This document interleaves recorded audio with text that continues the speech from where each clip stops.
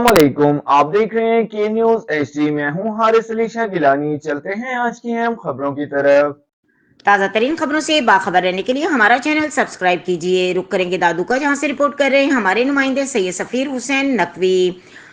खातून के कत्ल का मुकदमा ना होने के खिलाफ धरना जारी। ब्राह्मणी कबीले के अफराद का इंडस हाईवे हरड़ा नहर के मुकाम पर 20 घंटों से धरने जारी। धरने के बाईस लाड़काना से कराची जाने वाले ट्रैफिक मुअत्तल। खातून के कत्ल को 5 रोज गुजर गए हैं।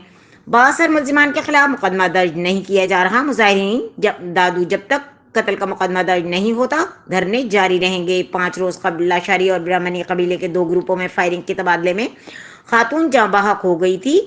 इस वाक़े की ज़मीन के तनाज़े पर वाक़ई पाबंदी में पेश आया था।